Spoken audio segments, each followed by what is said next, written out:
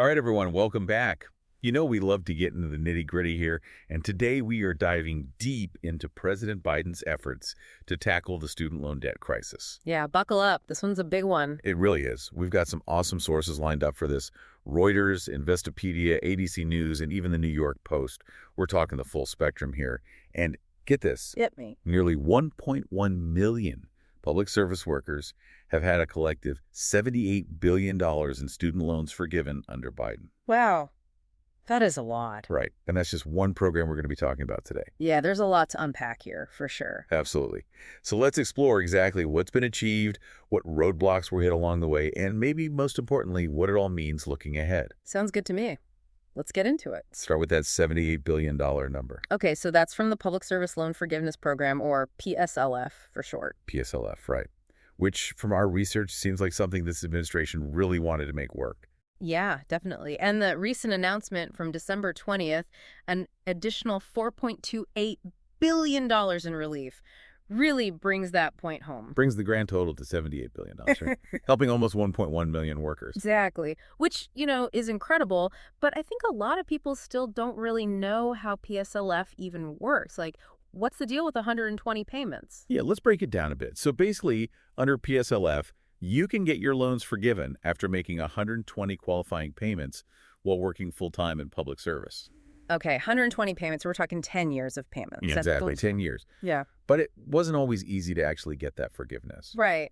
A lot of people were running into roadblocks, even if they felt like they met all the requirements. Yeah, the application was kind of a nightmare. Super complicated, a lot of hoops to jump through. Mm-hmm. And the eligibility was pretty narrow, too. So And we're getting denied forgiveness for, technicalities. it seems that way. And that's where the Biden administration really stepped in. Yeah, they streamlined the application process, which is great. Made it a whole lot easier to navigate. And they broadened the eligibility criteria as well, so more people could actually access the relief they were promised. Which makes sense. After all, the whole point of the program is to help those who've dedicated their careers to public service. Exactly. So it seems like with PSLF, Biden's focus was on making sure the program actually delivered on its original promises. Mm-hmm. But what about those who didn't qualify for PSLF? Were there any other initiatives aimed at helping them? Oh, yeah, definitely. There were some pretty ambitious proposals floating around for broader debt cancellation, stuff aimed at helping a wider range of borrowers, not just those in public service. And what was the goal there? Just kind of blanket forgiveness for everyone? Not quite. I mean, Investopedia and the Department of Education both talked about this, and it seemed like the initial target was around 8 million struggling borrowers. So folks who were maybe behind on payments or facing some serious financial hardship. Exactly. And of course, it wasn't that simple, was it? Nope. Those broader proposals hit some pretty big snags along the way. Huge legal challenges right out of the gate. The logistics were probably a nightmare too, right? Implementing that kind of widespread change. Oh, absolutely. Especially during the pandemic when they were already dealing with payment pauses. Right. Everything was just so up in the air back then. Yeah. So ultimately, the administration had to kind of shift gears, focus on helping borrowers navigate the return to repayment as those pandemic pauses ended. Makes sense. You can only juggle so many things at once, right? Exactly. So it sounds like Biden was walking this tightrope of trying to deliver immediate relief to borrowers while also navigating all these legal challenges and logistical hurdles. A delicate balancing act, for sure. But despite all the setbacks with those broader plans, there were still some big wins, wouldn't you say? Definitely. ABC News reported that under Biden, there's been a total of $180 billion in student-owned forgiveness. $180 billion. Reaching almost 5 million Americans. That's incredible. So where's all that relief coming from? It can't just be PSLF, right? Oh, no, it's a mix of things. We've got PSLF, of course, but also income-driven repayment plans, borrower defense to repayment discharges. Borrower defense to repayment discharges. Yeah, that's when borrowers who were defrauded by their colleges can have their loans forgiven. Oh, I see. That makes sense. And then there's also disability discharges. So it's a multi-pronged approach, really. It really does seem like even though those broader cancellation plans didn't quite pan out, Biden's presidency has still seen a ton of student loan debt erased. For sure. There's definitely a clear commitment there to trying to lessen the burden of student loans, both for individuals and for the economy as a whole. Right, because let's be real, student loan debt is a drag on the entire economy. Absolutely. But, of course, no policy is perfect. And Biden's efforts have definitely faced some criticism, haven't they? Oh, yeah.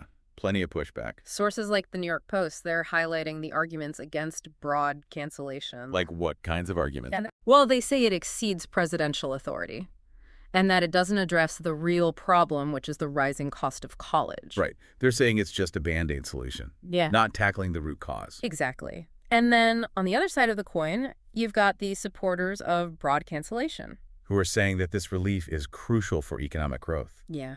And that it's providing essential help to those who are really struggling.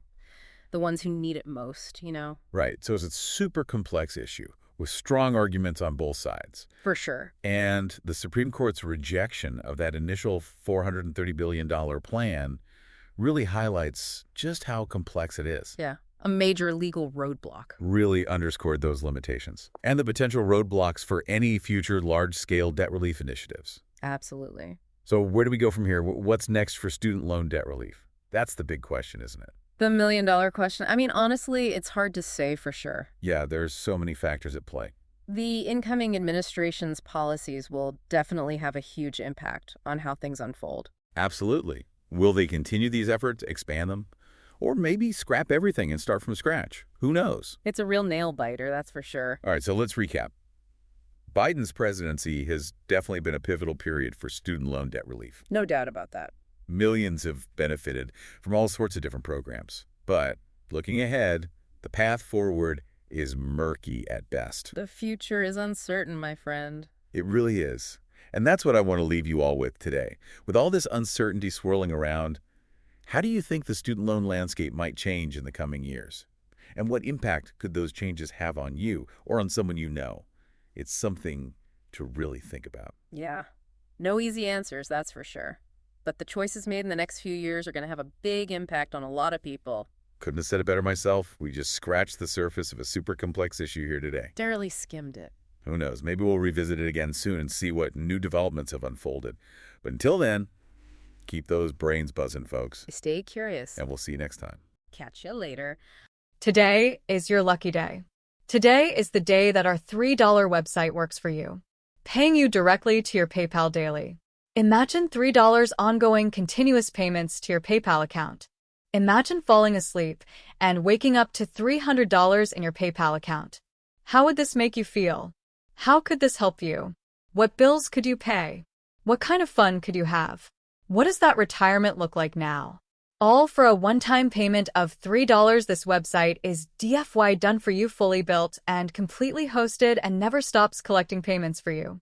You have spent $3 on coffee on a regular, but that coffee won't help you create multiple streams of income. Click the link below.